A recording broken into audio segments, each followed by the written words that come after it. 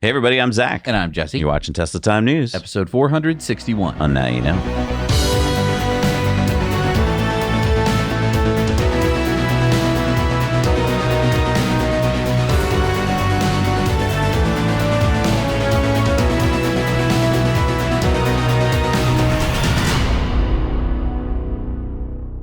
I think this is one of the biggest stories, not only this week, but probably of this year. Elon said, talk to the first Neuralink recipient with ALS. Hi, I am Brad Smith. I'm the third person in the world to receive the Neuralink brain implant. I'm also the first person with ALS and the first nonverbal, which means that I rely on it for all communication. I am making this video using the brain-computer interface to control the mouse on my MacBook Pro. This is the first video edited with the Neuralink, and maybe the first edited with a BCI. This is my old voice narrating this video, cloned by AI from recordings before I lost my voice. I want to explain how Neuralink has impacted my life and give you an overview of how it works. I have ALS, a really weird disease that kills the motor neurons that control my muscles, but not affecting my mind. My experience has been pretty interesting, starting with a shoulder injury that would not heal and ending up with my current status. I cannot move anything but my eyes, and I am totally reliant on a ventilator to keep me alive and breathing. I urge you to follow Brad Smith on X and watch his whole 10-minute video, which you can find there. What Neuralink is accomplishing already, just now on their third patient, is absolutely astounding, and yet I haven't seen any coverage of Brad's story on legacy media. I wonder why that is. I mean, it's not like legacy media doesn't like human feel-good stories. You know, but maybe there's something about this story that made them stay away. I wonder what it could be. Could it be that Elon Musk is the founder of Neuralink and is changing people's lives for the better, and they don't want that story to get any traction? I wonder. Brad got that implant in early November, and because it's part of a clinical trial, Brad didn't pay for anything. Neuralink pays for everything. Brad may be able to drive his wheelchair by himself in the near future because Neuralink is working with the FDA on that. And as Elon said, you can talk with Brad on X. Just reading his interactions with people has been very moving for me. And now Neuralink patients like Brad can use Grok to speed up conversations. Yeah, Grok posted a personal update. I'm working with Neuralink on their chat app, empowering Brad to express himself at the speed of thought. I also helped Brad build his own keyboard training app. Brad said, I don't know how to code, but Grok walked me through it and wrote the code. Astounding. More astounding is that I checked. I really checked. I used Grok to check, and none of the legacy media that I could find had printed or shown anything about this story. Everyone I've talked to this week has been like, what are you talking about? And this is insane because this is the first nonverbal patient who has a chip in their head who is able to use that to control a computer to allow them to speak. You may know of some famous people who had ALS, like Stephen Hawking. Stephen Hawking was able to slightly move his hand. That's how he was able to communicate with the world. If he didn't have that, he would have been trapped inside of his head until we invented some way for him to communicate. Luckily, before this, Brad was able to use an eye tracking system, but he said that it only worked in dark rooms. So he had to be like Batman in a dark room, and that, you know, it's not conducive to communicating with people if you're trapped in a dark room is the only way you can talk. So it's just, this story is so huge to me because, I mean, ALS is a terrifying disease. The thought of being trapped in your body, your mind is still as sharp as it ever was, and yet your whole body has failed you in terms of being able to move and communicate and talk, and in some cases even breathe. Just the fact that he may be able to move his wheelchair in the future is insanely, amazingly amazing. Yes.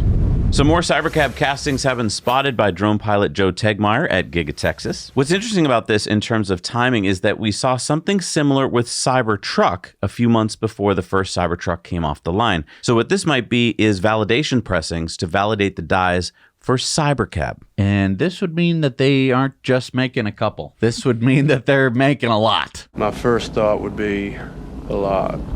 Tesla just released their latest safety data for autopilot, full self-driving, and human driving in Q1. So blue is driving with autopilot, green is without autopilot, so just Tesla's driving around, and red is the average American driver. On the left is the number of miles between accidents. So blue is now trending to over 7.4 million miles between accidents versus Tesla without AP at 1.5 million miles and the average American driver at 702,000 miles. What's really interesting to me is that if you didn't have the Tesla data on the map, you'd see like the American driver's getting a little bit safer. But you can't even see it based on how much safer autopilot is. How much safer is it? It is 10.6 times safer.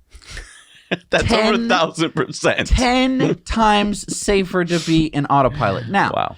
there are all those people out there who are going to go, oh, but that's because there's also the human supervising it.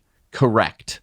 So it shows that having basically two drivers, one that's pretty darn competent and the other one who is able to supervise, is like a great strategy for driver safety. You can imagine a world in which we said one driver is too unsafe for cars. We need a backseat driver. We need two drivers at all times, and we might live in a world where crashes are 10 times less likely. Hey, I'm going to text right now. Would you take over? Would you take over for me, please? Absolutely, John. And speaking of safety, even when the accident isn't your fault, Teslas have earned their reputation as the world's safest production cars. Take a look at this. Can you tell me what model Tesla that is? No. It looks like it was hit with a artillery shell. This is a Model Y that was rear-ended on Sunday by someone who wasn't paying attention and driving at 65 miles an hour. The driver of the Tesla says, I was able to get up after several minutes. My wife needed help, but both are okay. Airbags did not deploy, and both front seats broke from the impact. Honestly, considering, we are both okay. I don't know if another car would have kept us that safe. Wow. So, nothing to do with even your driving. Teslas themselves are the safest cars in the world. And if you're wondering why autopilot is that much safer, this is one of the reasons. Because, again, if there were two drivers in that other car, one of the people was texting. Exactly. And Tesla just posted this job listing seeking a senior project engineer for Megapack in the greater Houston area. Wait, Tesla doesn't have a Megapack factory in Houston. Right. Oh, I get it. Yeah. See at the bottom there? So this role will be based out of the greater Houston area to support early builds and validation support for the next 6 to 12 months. So comment down below if you think what's going to happen is that there's going to be another Megapack factory in Houston. And that one's going to be close to the Corpus Christi lithium refining. Yes, exactly. So you know when they're in heavy FUD mode when they print the stupidest headlines. The Wall Street Journal printed, Tesla board open search for a CEO to succeed Elon Musk. What? Yeah, Tesla's board chair, Robin Denholm, said it was erroneous. And remember what Elon said about the Wall Street Journal back in July of 2022. Wall Street Journal has run so many bullshit hit pieces on me and Tesla, I've lost count. It's embarrassing for them, frankly. They once wrote an article saying FBI was about to arrest me, so I called FBI to ask what's up, and they said Wall Street Journal article was total bullshit. Just more short seller FUD. So even though Tesla denied that this was true, the Wall Street Journal still kept running the story. Why? Because they're being told to. All right, we just got word that we have to step up the negative news on Tesla and Elon, so let's go around the board and see what you've got. I went to a Tesla showroom the other day and test drove a Tesla with full self-driving. Did it smash? No, it was amazing. I've got the article ready to go about how this is going to change transportation as we know it. I mean, it's safe, it's inexpensive. You're fired! Get out! And who told you to go check things out? You're paid to sit at your desks and produce what we tell you to produce. Next!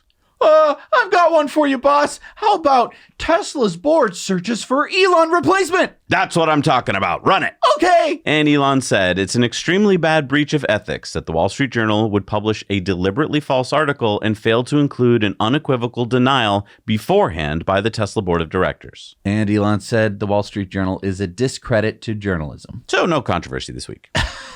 Wait, so they knew that they weren't searching for the CEO, but they ran the story. I mean, how did we know it? Oh, it was only a tweet. It's that guy. It's that guy. Sources familiar with the matter. Yes. Yes. All right, time for the Cybertruck Roundup. Yeehaw! The Cybertruck Roundup. Braden Smith said the Cybertruck has yet again saved the day on the farm, was able to keep planting while the weather was good. Check this out. So this is insane. We are loading the potato seed right now using the Cybertruck's power to run the potato piler, plus it's running this hydraulic pump for this truck, all of the 240 volt system. We normally have a generator on the back of this tractor. The PTO controller on that has taken a crap, and I was worried we weren't going to be able to plant spuds today, but luckily we can stay going thanks to the Cybertruck. And Cybertruck posted 123 kilowatt hours to power whatever you need when you need it. Oh, yeah! So yeah, another little story of just how your vehicle kept your business going. That's cool. So this happened last Saturday in Carson, California, outside of a floor and decor store. The idiot that keyed this Cybertruck caused $7,000 in damage and was driving a blue Honda CRV. And I just want to point out, done a little sleuthing into the video, he's carrying a container of damp rid. So I think all the police have to do is go to the floor and decor store, look through the receipts for that day until they find someone at that time buying damp rid, and then they'll know who it is. He sticks out like a sore thumb.